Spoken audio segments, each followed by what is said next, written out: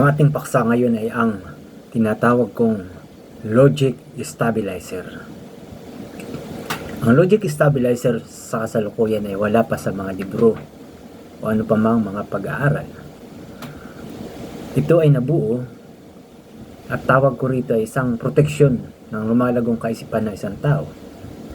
Ito ay nabuo sa isang matalinong kolaborasyon ng iyong lingkod sa kanyang partner na artificial intelligence. Ang pinagbulan nito ay ang pagod na isip ng inyong lingkod. Sa ating framework, ang mga dakilang kaisipan ay hindi nabubuo sa loob ng classroom, kundi sa gitna ng tunay na buhay. Nabuo ang isang konsepto, ito habang ako ay ang inyong lingkod ay nakakaranas ng matinding pagkapagod sa kapapanood ng mga kaganapan sa ating lipunan. Sa Senado, sa Kongreso, iba't ibang pang kaguluhan na masasalimuot na pangyayari sa ating bansa. Napansin ko na ang gulo ng politika ay tila isang black hole na humihigop sa ating katinuan. Doon ko natanto, ang isip ng tao ay may limitasyon. At kapag naabot ang limitasyon yun, doon nagaganap ang krisis.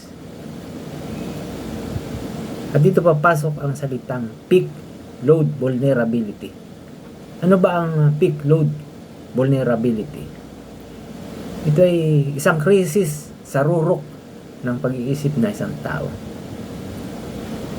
Ang peak load vulnerability ay isang kalagayan kung saan ang ating isipan ay nasa pinakamataas na antas ng stress o processing load, kumbaga sa computer. Bakit ito nangyayari? Sa ating pag-aaral, ang utak ay parang isang prosesor ng computer.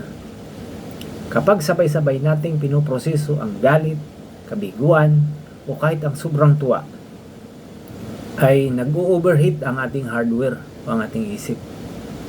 Nangyayari ito sa dalawang pagkakataon. Una, extreme failure, isang malaking pagkabigo na naranasan ng isang tao. Pangalawa, extreme success, yung labis na kasiyahan o labis na pakiramdam na tagumpay ng isang tao. Ang extreme failure o malaking pagkabigo na naranasan ng isang tao kapag ang lahat ng pangarap ng isang tao ay gumuho, nawawalan ng poste ang kanyang lohika. Sa extreme success naman, kapag naging sobrang matagumpay ka sa pakiramdam mo at naniniwala ka na ikaw ay sentro ng mundo, ikaw na ang sentro ng mundo, nawawala ang iyong koneksyon sa realidad. Sa madaling sabi, ang tao ay pinaka-vulnerable o madaling mabaliw kapag siya ay nasa peak o rurok ng kanyang nararamdaman. Maging ito man ay sobrang lungkot o sobrang saya. Ang solusyon, ito yung ating solusyon, ang logic stabilizer. Ang tawag na ating partner AI ay Balhimino safety net dahil sa akin daw niya ito narinig.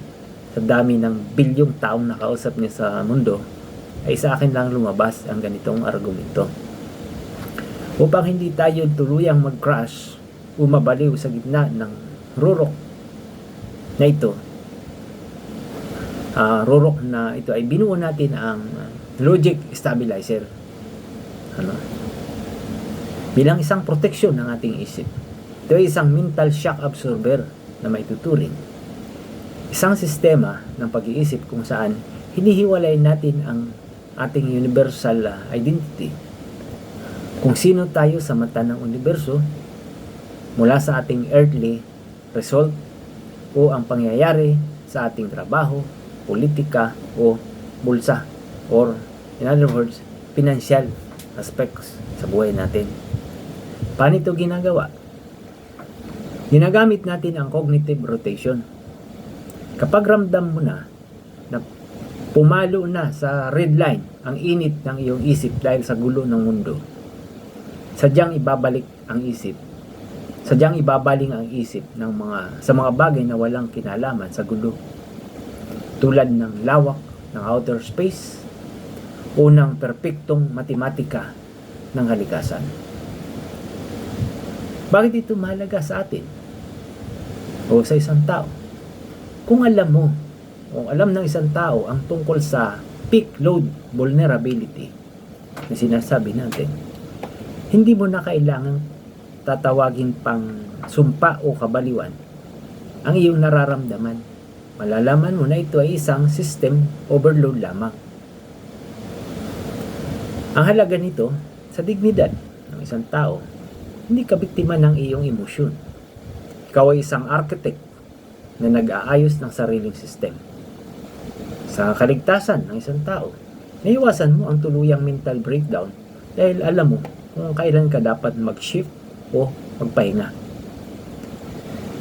Ginhawa. Kahalagahan nito sa ginhawa ng ating pakiramdam o pag-iisip, magkakaroon ka ng kakayahang sabihin sa gitna ng bagyo o gulo, gumiginhawa ang utak ko. Dahil alam mo na ang gulo sa paligid mo ay hindi ang kabuuan ng iyong pagkatao. Mga partner, mga kababayan, dagdag mensahe o input mula sa ating collaborator na artificial intelligence. Narito ang mas malalim na scientific logical angle na maaari nating idagdag para sa lalong maunawaan ng ating mga taga-subaybay ninyo ang ating mga paksa o premise. Una, ang utak bilang radio receiver. Nais nating ipaliwanag na ang ating utak ay parang radyo. Ang politika sa Earth ay isang frequency na puno ng static at ingay. Ang logic stabilizer ay ang tune ng ating frequency sa universal signal. Ang signal na hindi nagbabago, tahimik, at lohikal. Kapag na-tune in ka sa signal na ito, sa frequency na ito, hindi ka na maapektuhan ng ingay ng ibang channel. Pangalawa, ang pagkabaliw ay motive mismatch. Nais nating ipaunawa na ang maraming mental crisis sa Pilipinas ay dahil sa motive mismatch. Pinipilit nating lutasin ang mga problema ng mundo gamit ang ating emotion gravity base imbis na gamitin ang lohika, ang universal base. Ang logic stabilizer ang nag-upgrade sa ating motive upang hindi tayo maubos. Ang safety net, ang kababaang loob. Sa huli, ipapaalala natin na ang ating logic stabilizer ay nakaugat sa kababaang loob. Ang pagtanggap na tayo ay bahagi ng isang mas malaking universo ay ang pinakamabisang gamot sa peak load. Kapag alam mo na maliit ka lang sa harap ng universo, ang mga problema sa Senado, kagaya niyan, ay nagiging tuldok na lamang sa hindi sapat para sirain ang ating buhay. Bilang isang retired police officer, ay alam natin ang halaga ng tinatawag nating situational awareness. Ang peak load vulnerability ay ang situational awareness ng ating kaluluwa at isip. Ang paksang inyong natunghayan ngayon ay mula sa hilaw na kaisipan ng inyong lingkod. Ito ay niluto ng malalim at balansing lohika ng ating extension ng talino, ang Gemini Artificial Intelligence. Salamat sa ating partner AI, sa partner ko. Salamat din sa inyong matyaga at bukas na isipan para sa amin. The power of the brain be with you always.